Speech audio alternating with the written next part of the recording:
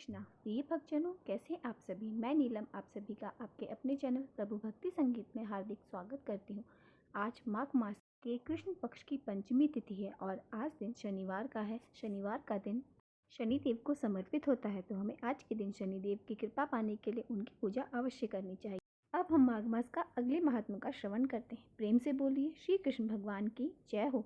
आगे के महात्म में विकुंडल दूत से पूछते हैं कि कृपया कर आप मुझे यह बतलाइए कि किस प्रकार मेरे भाई को नरक से उद्धार हो सकता है। विकुल की बात सुनकर दूत कुछ देर तक ज्ञान दृष्टि से विचार करने के बाद मित्रता रूपती रस्सी से बंधकर बोले, हे वैश्य, यदि तुम अपने भाई के लिए स्वर्ग की कामना करते हो तो जल्दी ही अपने 8 जन्म के पुण्य फल को उसे निमित्त अर्पित कर दो। तब विकुंडल कहने लगा, हे दूत, पुण्य क्या होता है और कौन कौन से मैंने किस जन्म में क्या पुण्य की है, सो कुछ मुझे बतलाओ, फिर मैं अपना पुण्य अपने भाई को अर्पित कर दूंगा। उनकी बात सुनकर दूत कहने लगे कि हे वैश्य, सुनो, मैं तुम्हारे पुण्य की सब कथा कहता हूँ। पूर्व काल में मधुबन में शालक नाम के एक ऋषि थे। वो बड़े तपस्वी ब्रह्मा के समान तेज वाले थे। नवग्रह की तरह उनकी रेवती के 9 पुत्र थे, जिनके नाम ध्रुव, शशि, बुध, तार, ज्योति, मान थे। इन पांचों ने तो गृहस्थ आश्रम धारण किया था तथा निर्मोही, जीत, माया धारण, सिनिष्ठ और गुणात थे। ये चारों संन्यास ग्रहण करके वन में रहने लगे। ये शिखा सूत्र से रहित पत्थर और सोने को एक समान समझते थे। जो कोई अच्छा या बुरा उनको अन्न देता वही खा लेते और के जैसा कोई कपड़ा देता उसे ही पहन लेते। सदैव ब्रह्मा जी के ध्यान में लगे रहते। इन चारों ने व्रत, शीत, निद्रा और आहार सबको जीत लिया था। बस चर अचर को विष्णु रूप समझते हुए मन धारण करके संसार में विचरण करते थे। यह चारों महात्मा जब एक बार तुम्हारे घर आए तब तुम्हें म्याध्यान के समय इन भूखे प्यासे साधुओं को अपने घर के आंगन में देखा तो तुम्हें गदगद से आंखों में आंसू भरकर इनको नमस्कार किया, इनका बड़ा आदर सम्मान किया। इनके चरणों को धोकर तुमने बड़े प्रेम से इनसे पूछा कि आज मेरे अहोभाग्य, आज मेरा जन्म फल सफल हुआ, मुझ पर आप भगवान प्रसन्न हुए, मैं सनातनी पुत्र, गौ आदि सभी धन्य हो गए, जो आज मैंने हरि के समान आपके दर्शन कर लिए, सो है वैश्य तुम।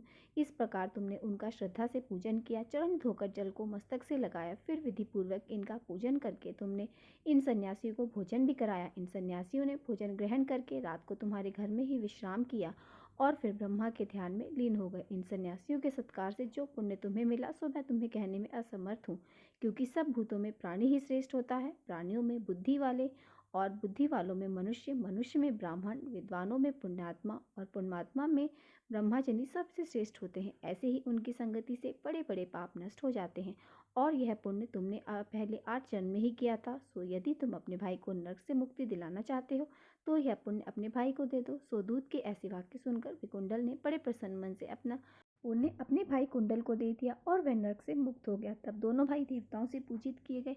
तब दूत भी अपने स्थान को वापस चला गया। इस प्रकार वैश्य के पुत्र विकुल ने अपना पुण्य अपने भाई को देकर उसे नरक की यातना से मुक्त करवा दिया। सो हे राजन, जो कोई इस इतिहास को पढ़ता है, सुनता है, वह 1000 गौदानों का फल प्राप्त कर लेता है। कीर्तिवर जी कहने लगे कि हे विप्रश्रेष्ठ, किस प्रकार एक वैश्य माघ स्नान के पुण्य से पापों से मुक्त होकर दूसरे के साथ स्वर्ग को गया, तो मुझसे कहिए। तब दत्तात्रेय जी कहने लगे कि जल स्वभाव से ही उज्ज्वल, निर्मल, शुद्ध, मल नाशक और पापों को धोने वाला होता है। जल सब प्राणियों का पोषण करने वाला होता है, ऐसा वेदों में कहा गया है। मकर के सूर्य माघ मास के गौ के पैर डूबने योग्य जल से भी स्नान कर लेने से मनुष्य को स्वर्ग की प्राप्ति हो जाती है। यदि सारा मास स्नान करने में असमर्थ हो तो 3 दिन ही स्नान करके पापों का नाश हो जाता है। जो व्यक्ति माघ मास में थोड़ा भी दान करे वह भी धनी और दीर्घायु हो जाता है। यदि माघ मास में केवल 5 दिन पवित्र नदियों में स्नान कर ले तो व्यक्ति चंद्रमा के सदृश शोभायमान हो जाता है। इसलिए अपना और अपने परिवार का शुभ चाहने वालों को माघ मास में बाहर पवित्र नदियों में स्नान अवश्य करना चाहिए। अब माघ मास में स्नान करने वालों के नियम भी कहता हूँ, ध्यानपूर्वक सुनिए। अधिक भोजन का उपयोग माघ मास में नहीं करना चाहिए। धरती पर बिस्तर बिछाकर सोना चाहिए और भगवान की त्रिकाल पूजा करनी चाहिए। ईंधन, वस्त्र, कंबल, जूते, कुमकुम, घी, तेल, कपास, रुई, वस्त्र और अन्न का दान करना चाहिए। दूसरे की अग्नि ना तापें, ब्राह्मणों को भोजन कराएं, उनको दक्षिणा दें। एकादशी के नियम से माघ स्नान का उद्यापन करें। भगवान से प्रार्थना करें कि हे देव, इन स्नान का मुझे यथोस्थान फल दीजिए। मौन रहकर मंत्र का उच्चारण कीजिए और फिर भगवान का मन ही मन ध्यान कीजिए।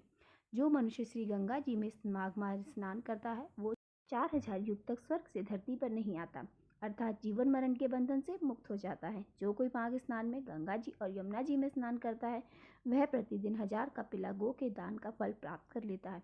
दत्तात्रेय जी कहने लगे कि हे राजन, प्रजापति ने पापों के नाशों के लिए प्रयाग तीर्थ की रचना की और सफ़ेद अर्थात गंगा जी और काली अर्थात यमुना जी के जल की धारा में स्नान का महात्म्य भी अब भली प्रकार सुनो। जो भी व्यक्ति इस संगम में माघ मास में स्नान कर लेता है वह कभी गर्भ योनि में नहीं जाता, अर्थात बार बार जीवन मरण के बंधन से मुक्त हो जाता है। भगवान श्री हरि की दुर्गम माया माघ मास में प्रयाग तीर्थ पर सब नष्ट कर देती है। माघ मास में प्रयाग में स्नान करने से मनुष्य अच्छे भोगों को भोग कर ब्रह्मा को प्राप्त कर लेता है। माघ मास और मकर के सूर्य में जो प्रयाग में स्नान करता है उसके पुण्य की गिनती तो चित्रगुप्त भी नहीं कर सकते। 100 वर्षों तक निराहार रहकर जो पुण्य फल प्राप्त करता है वही फल माघ मास में 3 दिन प्रयाग में स्नान करने से मिल जाता है। जो फल 100 वर्षों तक योगाभ्यास करने से मिलता है, जैसे सर्प पुरानी केंचुली को छोड़कर नया रूप धारण करता है, वैसे ही माघ मास में स्नान करने से पापों को छोड़कर स्वर्ग को प्राप्ति हो जाती है।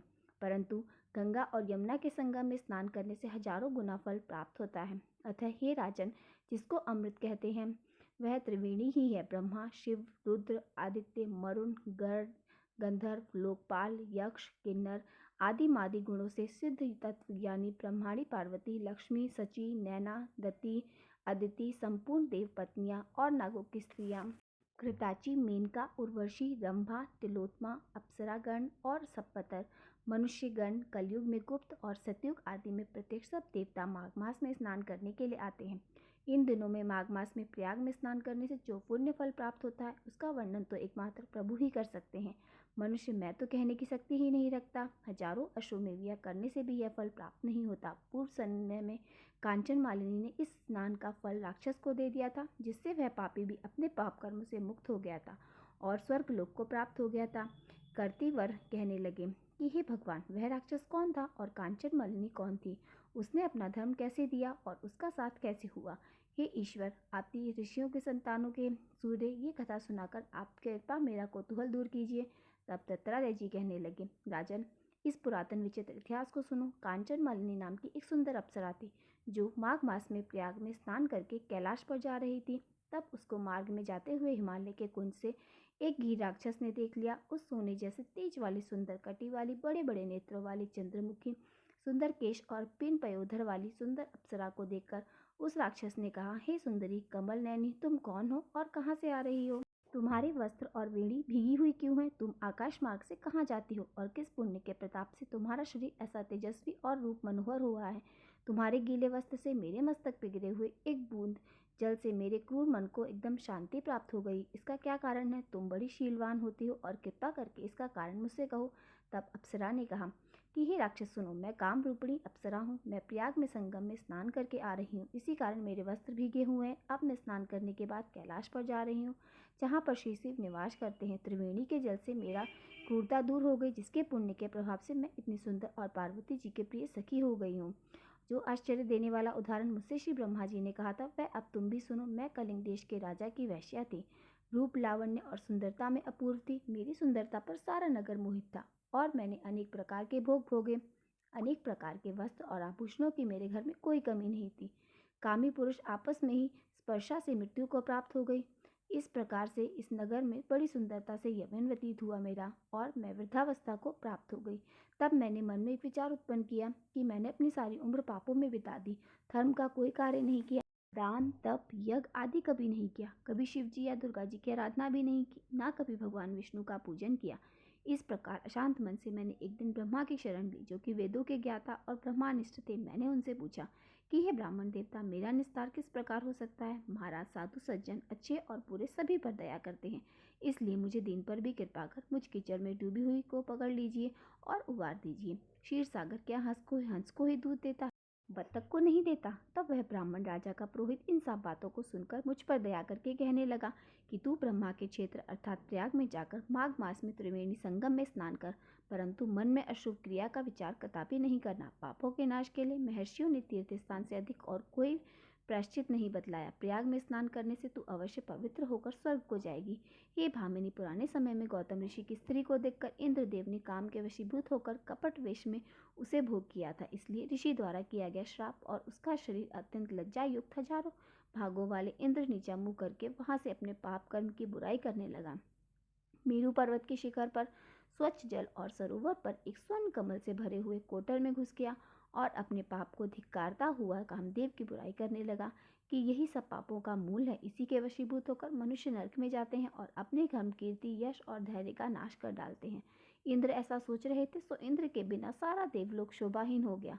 तब देवता, गंधर्व, किन्नर, लोकपाल इंद्राणी के सहित बृहस्पति जी से जाकर पूछने लगे कि हे राजन, इंद्रदेव के ना रहने से स्वर्ग ऐसा शोभाहीन हो गया है जैसे सतपत्र के बिना श्रेष्ठ कुल। इसलिए स्वर्ग की शोभा के लिए कोई क्रिया सोचिए, इस विषय में देर बिल्कुल नहीं लगानी चाहिए। तब बृहस्पति जी कहने लगे कि इंद्र ने बिना सोचे विचारे जो कर्म किया है उसका फल वह भोग रहा है। वह कहाँ है, मैं सब कुछ जानता हूँ। फिर गुरुजी ने सबको साथ लेकर स्वर्ण कमलों से युक्त बड़े सरोवर में इंद्र को देखा, जिसका मुख मलिन और आंखें बंद थी। तब इंद्र ने बृहस्पति जी के चरणों को पकड़ के कहा, हे गुरुदेव, इस पाप के उद्धार करके आप इसको रक्षा कीजिए। तब बृहस्पति जी ने इंद्र से कहा कि मैं प्रयाग में स्नान करने से तुम पाप मुक्त हो जाओगे। तब इंद्र सहित सभी ने प्रयाग में जाकर संगम में स्नान किया और त्रिवेणी स्नान से इंद्र पाप मुक्त हो गए।